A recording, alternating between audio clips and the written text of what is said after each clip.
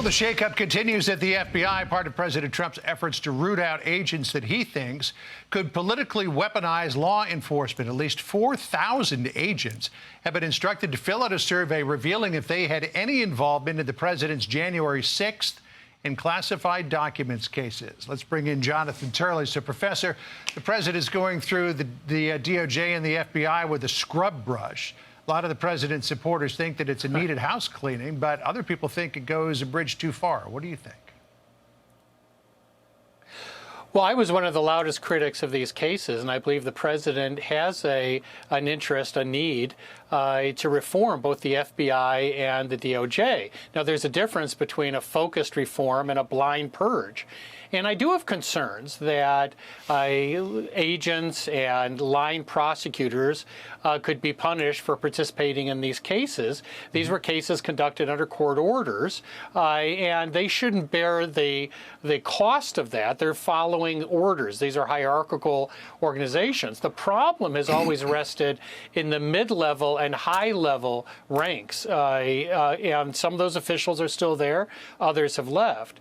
But, you know, this was part of the campaign promise that he would reform these agencies. He has a great interest and a right to do so. It's just that I think we have to be very careful that line agents and prosecutors are not swept up simply for doing their jobs. Right. Well, the president said in the Oval Office on Friday that this is about more than just him. Listen to how he put it. We have some very bad people over there. It was weaponized at a level that nobody's ever seen before. They came after a lot of people, like me, but they came after a lot of people. No, I wasn't involved in it. I'll have to see what is exactly going on after this is finished. But if they fired some people over there, that's a good thing because they were very bad. So what do you think? Is this about more than just him? Well, I think there is a real problem with the culture at the FBI and DOJ.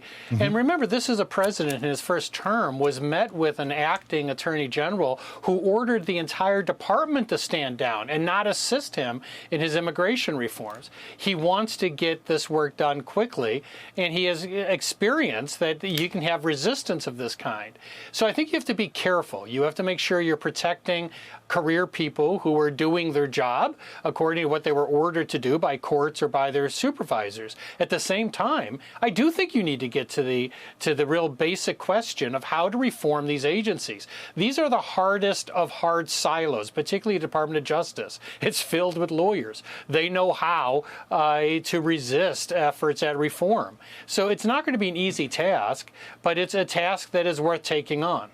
Right. So here's what the senior senator from the Commonwealth of Virginia, Mark Warner, said about, I don't want to say purge, because that would connote one thing, but this idea of going through and scrubbing the FBI. Here's how we put it. If you are suddenly taking out the most experienced folks at Justice or at the FBI, how does that make us stronger? What does that mean for our cybersecurity? What does it mean for our trafficking and stop against fentanyl and other drugs? What does it mean in terms of, you know, serious crime investigations? This would be devastating.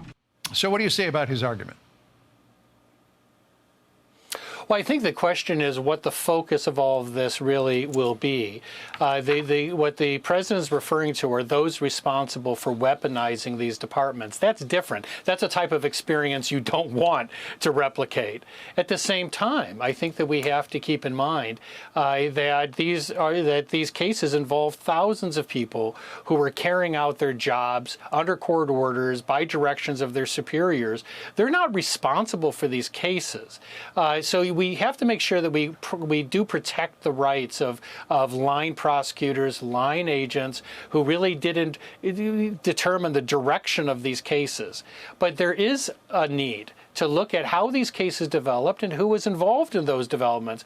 I do believe the president has a legitimate objection that these cases involve the politicalization of the criminal justice system, and that's something that we should all want to reform. All right. Professor, it's always good to catch up with you. Thank you so much for joining us today. Thanks, John.